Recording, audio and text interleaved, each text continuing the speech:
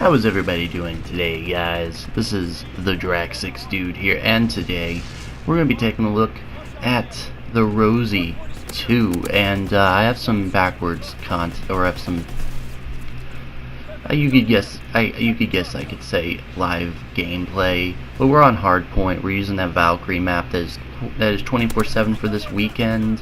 You get double XP, double weapon XP, double division XP, but I've already maxed out my divisions, so the double division XP really don't bother me anymore. It doesn't really do much for me until they add in divisions or something.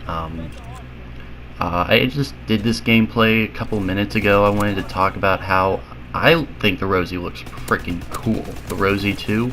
I love these variants. I love these different variants, and I wanted to make something clear. These gameplays, these exploring the arsenal episodes are me trying to explain the guns itself. I mean, I like the variants and stuff, but it gives me multiple chances to talk about the gun while talk about the many different skins the gun has. I'm a fan of skins. I know some people aren't. Actually, most of my platoon are like, skins, whatever. But, you know, I enjoy them. I enjoy the cosmetic things in games. Then again, that's probably the reason why I might not like Battlefield 5, even though I really would probably like Battlefield 5. It's all the skins, the customization you're able to get in the game is another reason why I love this game so much. It offers so much customization when it comes to the guns and all the things that are involved in the World War II shooter genre. I enjoy being able to use this grease gun multiple times. That's why I'm doing it. I have a lot of these variants, mainly because of all the collections. Well, not the collections, the orders and stuff. We have a lot of those variants out there. I'm going to start doing many of these, putting them in backlog just in case, you know, I don't have time for a video that day. I could just throw one up like this. And a lot of the problems I have with the grease gun, you can tell it when I'm playing with it, is its inability to shoot close quarters. It's an SMG that is more medium range than anything, and it's a different SMG, so I like it. It has a lot of good potential when it comes to almost no recoil. I would say it's more of like a Type 100 in that aspect. I still believe you should go for the Type 100 because of its fire rate. The less of a fire rate is another reason why you should be using the grease gun as well. Again, it's a decent gun, so if you want to, like, you know, change it up a little bit, I mean, there's always that option. A lot of the problems with the gun itself is like I said, its ability to shoot in close quarters. A lot of the gameplay shown is mostly close quarters, so that's where I'm like really having an issue.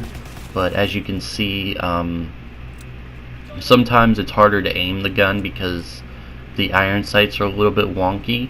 Granted, this is the only time I've seen the iron sights change on the grease gun.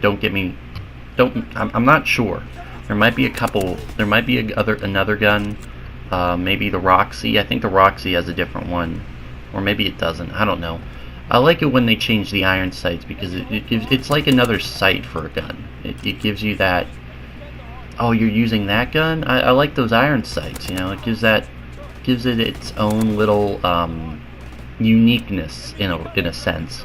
It gives you that change in gameplay. You can tell if you're doing better with certain iron sights, and that's why I like using the Rosie, especially the Rosie 2. I believe the Rosie is not even in the game. Actually, if it is, it's nothing like this one. The iron sights are much different because I'm pretty sure this is the first time I've ever seen this type of an iron sight for the grease gun. So, I mean, last episode I did the Jawbreaker, which was funny considering I got the Jawbreaker 2 literally a day after I had uploaded that video.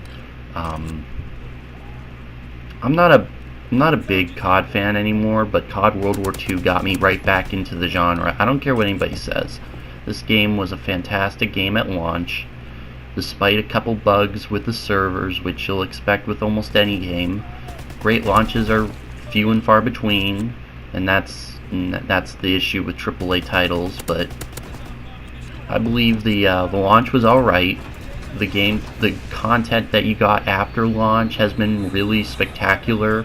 The support for the game has been really good, and I don't know why, but people don't want to give this game its credit it deserves. I believe this game deserves a lot more credit than it gets right now, and I believe it deserves to get more credit here in the future. Every now and then I want to do a live commentary where I talk about the gun in depth in the game, but there's a reason why I don't cut and pace gameplay to make myself feel better and to make myself seem like I'm a better player.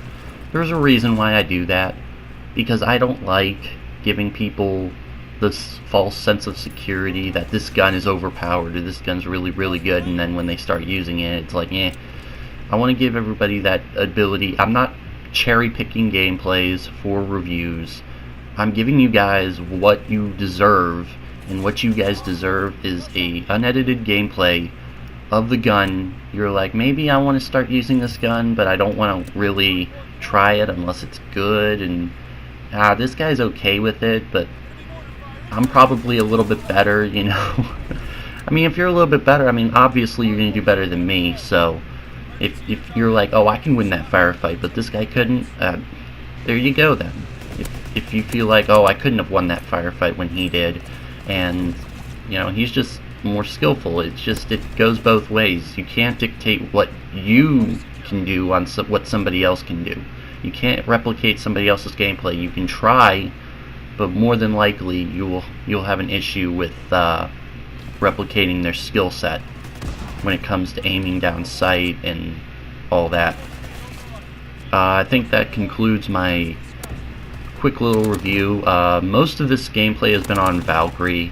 I apologize for the one map, but you know, I guess it's two gameplays cut into one. So if you guys enjoy this, please hit that subscribe button. I live stream every day from 4 to 8, so if you guys want to come in and check it out, I'll see you guys in the next one.